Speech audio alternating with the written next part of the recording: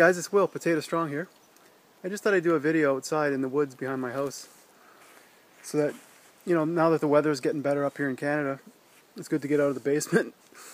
I wanted to talk about success factors, being successful on this type of lifestyle. One of the things I noticed in most walks of life is that when you master something, it becomes really easy. It becomes, at first it's a conscious effort, a conscious practicing, and then it becomes unconscious. So I'll give you an example from my life, which is guitar playing. I play a lot of, when I play certain things like blues or jazz or rock, I grew up with a rock background.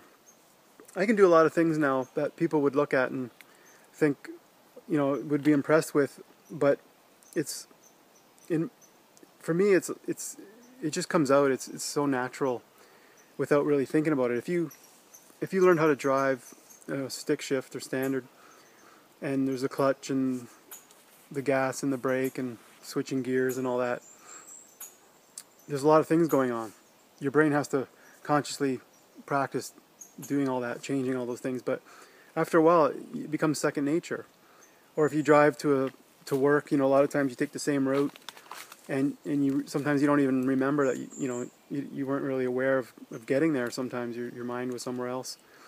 So I feel like, and like with the guitar and that, a lot of stuff that I practice, I practiced over and over and over again, and to the point where people see you and it seems effortless and you're not really thinking about it. And I think with the diet and the lifestyle, I see a lot of questions on my Potato Strong page and on other pages, and we're helping a lot of people get through that difficult phase. Like, I create a lot of simple recipes so that you don't, it's really quick and easy, and it can help you in lots of scenarios when you're busy. But I think the key for me was you get to that point where it's just really easy. So you see a lot of people, like, I make oatmeal. So you got to get the products. You got to have to, certain spices and ingredients, oatmeal and potatoes and all that. And then once you have that and you get rid of all the other stuff, like the oils and the margarines, the sour creams and other animal products.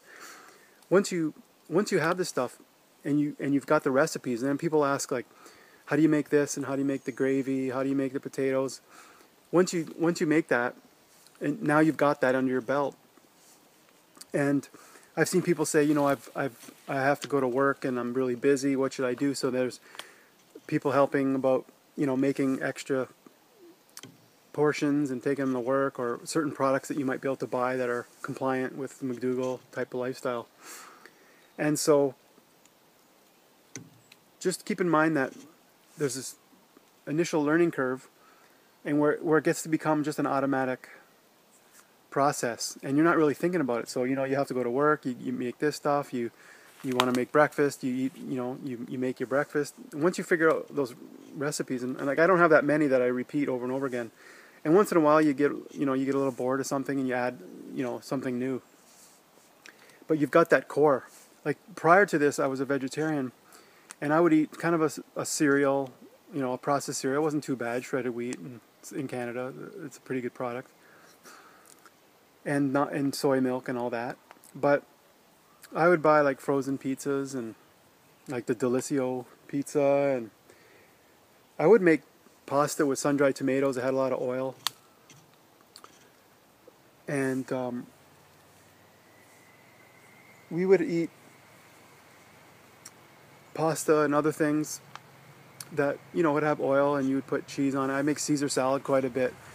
I was making that quite a bit, and so those just become things that I'd eat a lot of. And years ago, when I was a meat eater, I was, eating steak, like filet mignon, and baked potatoes with sour cream, and I just got into the habit of eating those foods. And so once you get a handle on what you should make at home, finding some convenience foods that can help you, like canned foods and frozen vegetables and stuff like that, and then you figure out what to do for work and what you can make ahead of time or purchase, and what options you have when you go to restaurants or some of the food courts at lunch. You know, people talk about just ordering a baked potato and some salad without, you know, with just balsamic vinegar on the side or whatever. So you come up with some strategies for the various scenarios, and then, you know, you've got the family functions, and if you decide to go and you want to bring some food, or you want to eat some stuff before you go. So you kind of come up with a system for each of those. And once you've got those handled, basically, you know, you've got it covered, and then it becomes automatic and you're not really thinking about it. So you just got to get through that phase where it's effortless, essentially. That's the effortless mastery, where so many things, you know, from musicians to any other type of skill that people have, you know, you just do it, repeat it, and it becomes automatic. So I'm trying to help people with some basic recipes. You can go from there and expand and tweak them. And, you know, it's nice to have the community to chat with and talk to people that have similar viewpoints.